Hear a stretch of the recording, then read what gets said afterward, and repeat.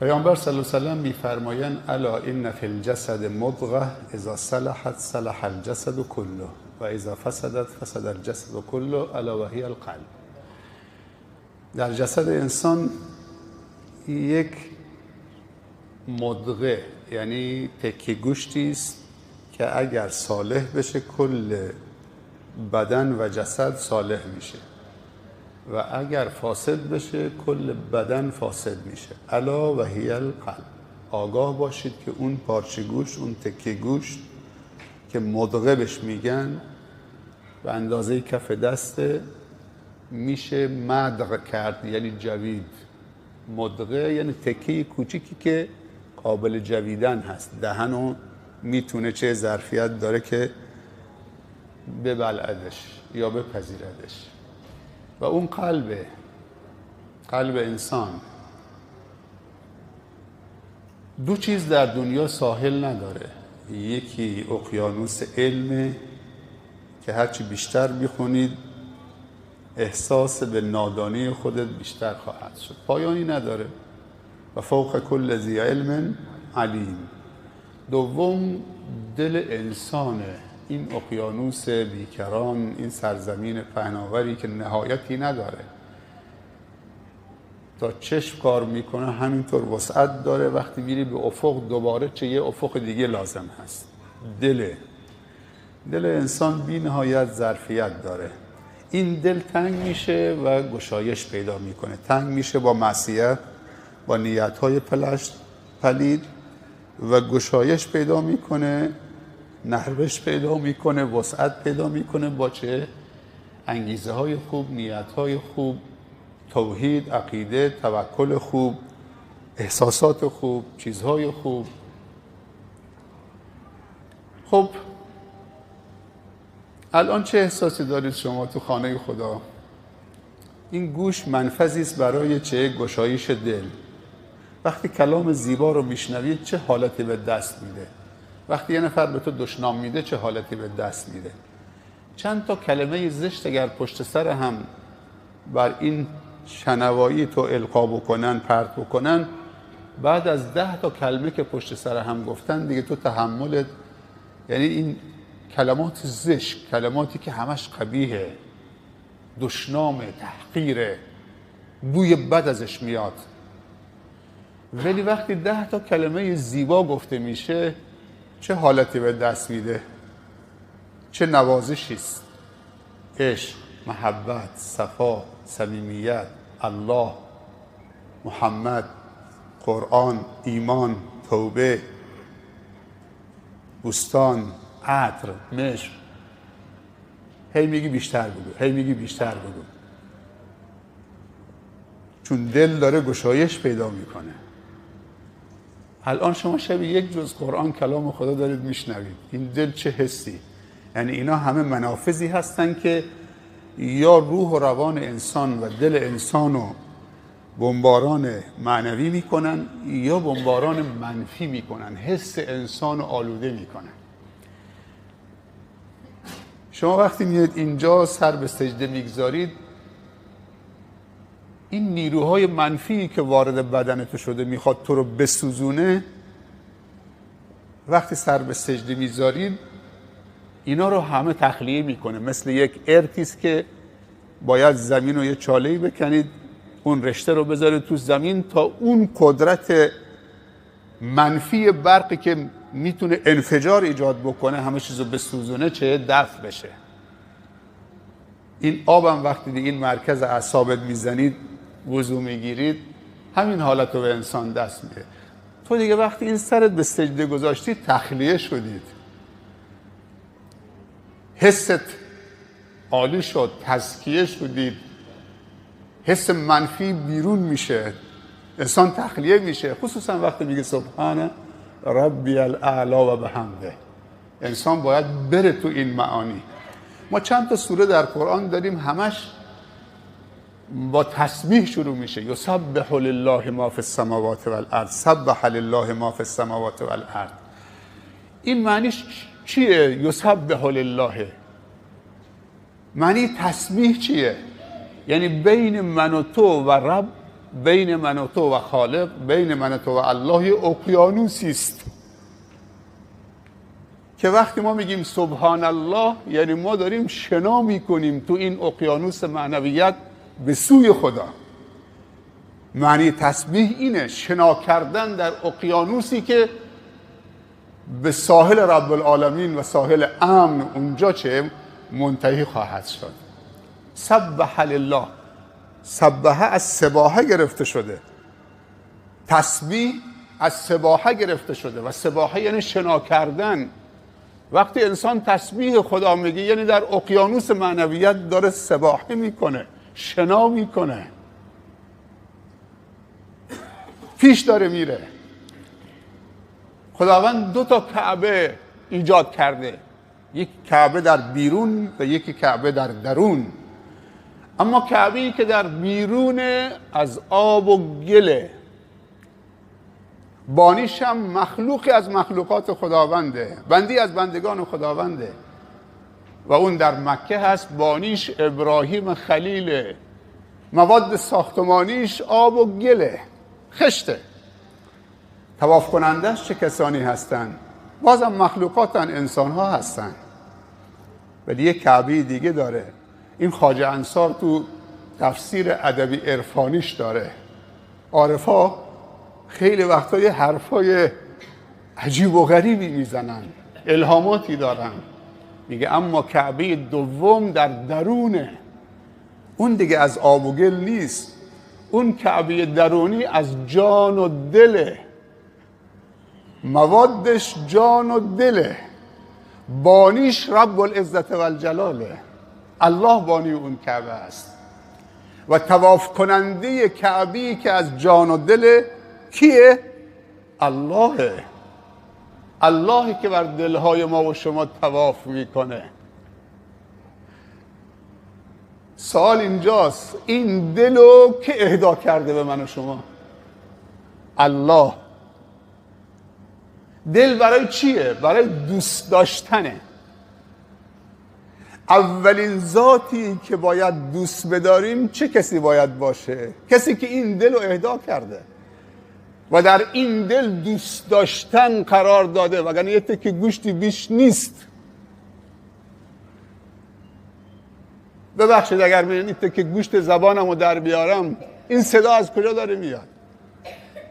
این صوت از کجا داره میاد؟ سبحان الخالق.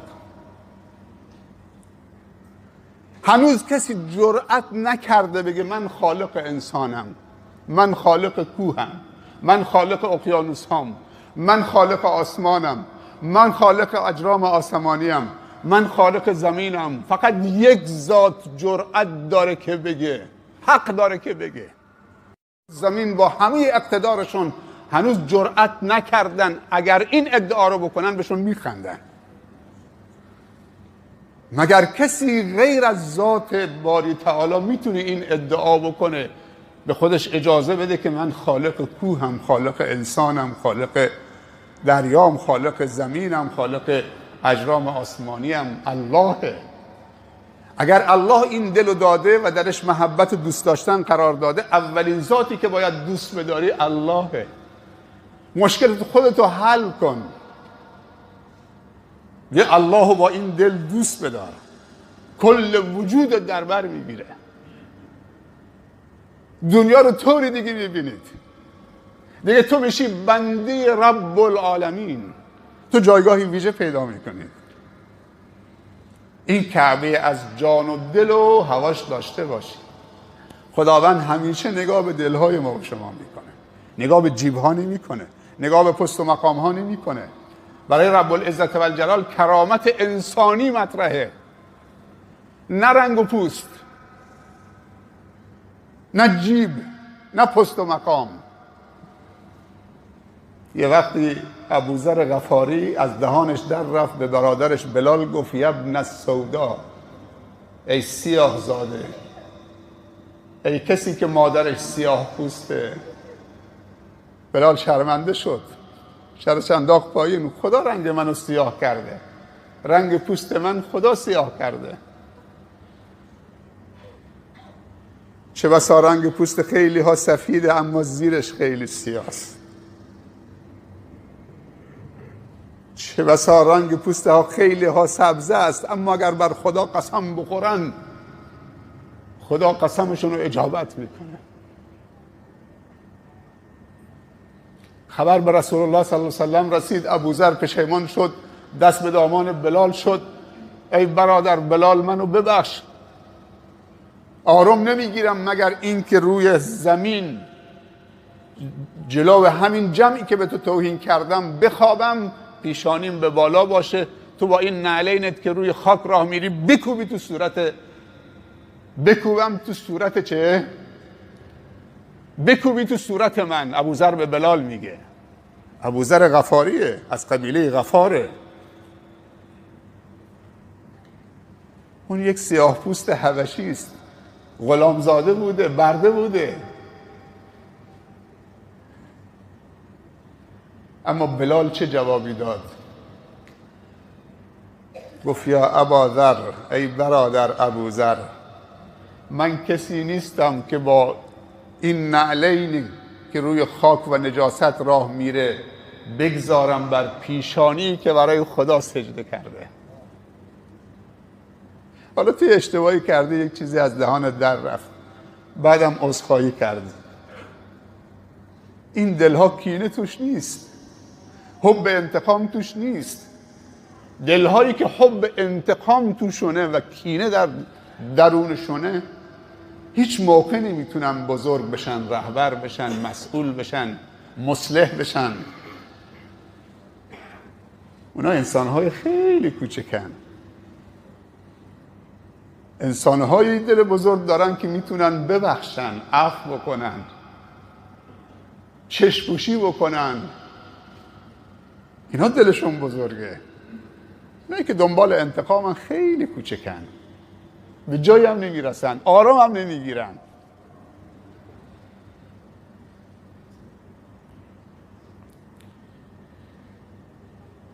نعمتها زمانی به کار میاد که سه چیز در نعمت تحقق پیدا بکنه.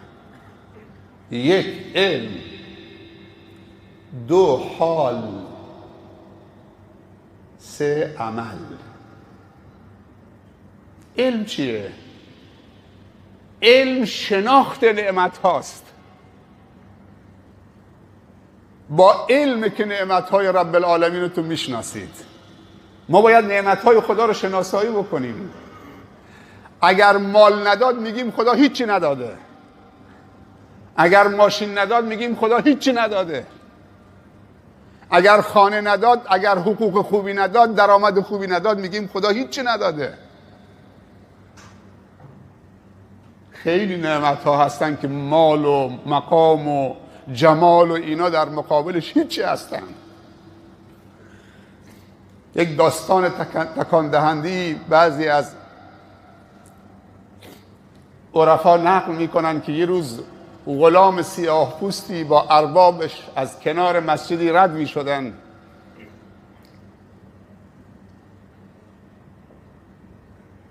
وقتی که در مسجد رسید، اون غلام سیاه پوستی که برده اون ارباب بود گفت سرورم اجازه میدید چند دقیقه برم تو خانه خدا 2 رکعت نماز بخونم؟ گفت برو ولی دیر نکن.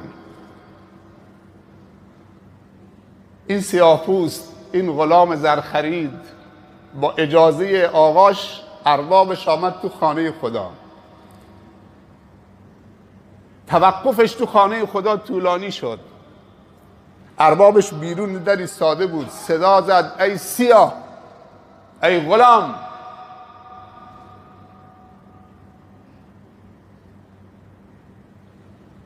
گفت زود بیا بیرون.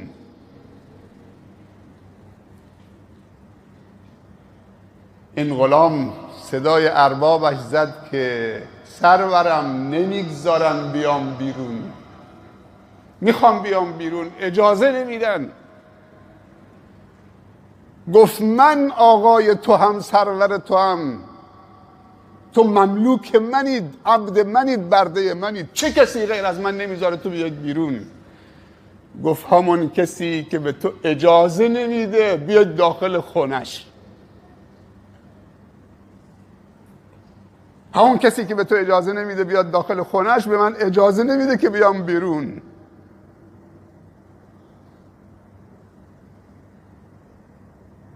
کاری به سیاه و سفیدی نداره. یک، علم نعمت، معرفت نعمت. دو، حال. حال یعنی چی؟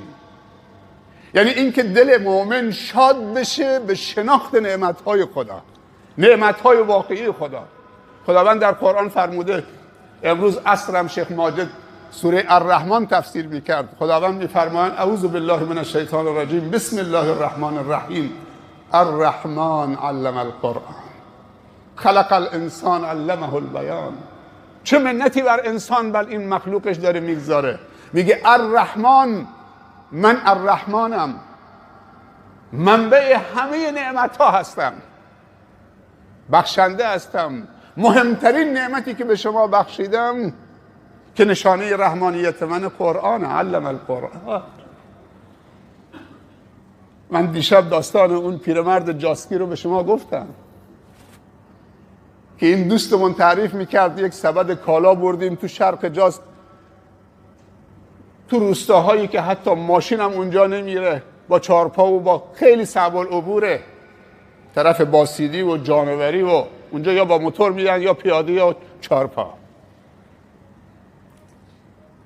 شامل برنج و روغن و شکر و آرد و عدس و ماش و اینا بود. وقتی دادیم به اون پیرمرد تحویل گرفت، گفت پسرم خیلی ممنون جزاک الله خیر، ولی این برای 5-6 روزی 1 ماه بیشتر دوام نمیکنه. کاش که به جای این نان و این آرد و این برنج و شکر و روغن یه شیخ جوانی می آوردی قرآن یادم هم میداد. اون ماندگار بود. اینا تشخیص دادن. پس علم یعنی شناخت نعمت، حال یعنی شاد شدن دل با نعمتهای مهم، نعمتهای اساسی. اما سوم، عمل. عمل به نعمت در جهت رضای خدا، نعمتها رو در جهت رضای خدا قرار بدیم. حضرت حذیفه بن الیمان صاحب سر رسول الله بود صلی الله علیه وسلم. اسرار رسول الله پیش این آقا بود، اسرار خصوصیش. یه روز شیطان رو در خواب دید که تو سرش میزنه، داره زار زار گریه میکنه. گفت شیطان چرا زار زار گریه میکنید؟ گفت به 2 علت. یک این که خدا در لعنت رو بر من باز کرده تا قیام قیامت، همینجور مردم و فرشتگان و سایر مخلوقات بر من نفرین و لعنت میکنن. و دوم این که خدا قلب مؤمنین را بر من، نفوذ من در قلب مؤمنین رو مسدود کرده. هر وقتی که تصمیم گرفتم نفوذ بکنم بر قلبشون، با هیبت مؤمنین مواجه میشم که تبدیل به آتشی میشه میخواد منو بسوزونه. امروز شما اینجایید، امشب اینجایید. آیا شیطان اجازه داد؟ آیا راضی شد که شما بیاید؟ آیا خوشش میاد؟ شما محکم ایستادید، استقامت داری میکنید. میگه نفوذ به دل مؤمنان مسدود کرده، من نمیتونم وارد بشم. چه نعمتیه. همش جوان نشسته. نه که اینجا، درست مسجد الحرام در دنیا فقط یک جاست، کعبه، اما قبله همه جا هست. اون برنامه‌ای که الان اونجا اجرا میشه ما هم اینجا اجرا میکنیم. اونجا قیام، اینجا هم قیامه. اونجا خط میخونن، اینجا ما خط میخونیم. پس میشه برنامه‌های خوب و هر کجای دنیا داشته باشه.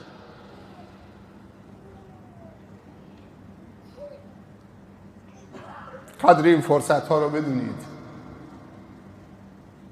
من قبلا هم به شما گفتم که تو همین ماه مبارک رمضان امسال 2 نفر میشناسم، 2 نفر، 2 تا جوان شاید 30-35 سال بیشتر، یکیشون 400 تا کیسه برنج 10 کیلویی نقد چکش کشید، بین خانواده ها چه تقسیم کرد، بین 400 خانواده کیسه 10 کیلویی برنج.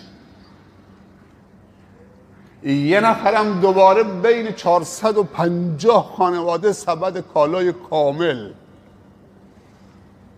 با روغن و شکر و خرما و عدس و کستر و ژله و کرم کارامل و مرغ و چه توفیقیه که یک جوان 30 ساله میاد، خدا بهش مال داده، ثواب روزه 400 خانواده رو میگیره با 35 میلیون تومن، با 40 میلیون تومن، با 50 میلیون تومن. در صورتی که یک جوون دیگه داریم که سر سال همینطوری که مؤمنین زکات مالشون رو سر سال حساب میکنن، این آقا زکات امسال مثلا 300 میلیون پول آبجوام بوده، 500 میلیون پول معذرت میخوام فحاشیم بوده، 500 میلیون پول عیاشیم بوده، 500 میلیون پول تریاک هم بوده. سبحان الله، میخوای زکات مالت بدی؟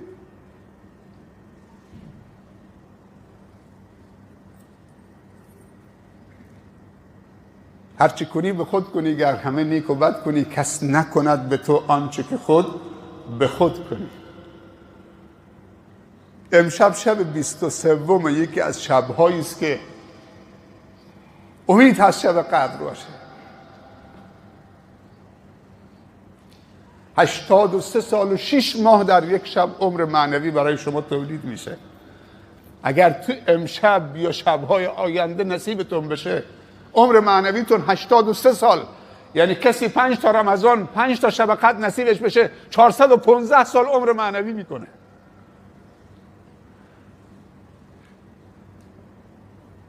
حالا عمر حضرت نوح بالاتره یا عمر امت محمد بالاتره؟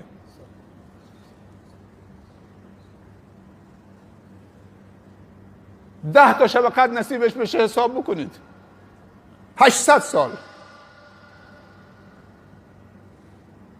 900 سال تو 10 تا شب قدر اگر نصیبت بشه. لیلة القدر خیر من 1000 شهر، سلام هی حتی مطلع الفجر. درهای 7 آسمان شکافته میشه، موجودات نورانی از آسمان نورباران میشن به طرف زمین، زمین رو نورباران میکنن.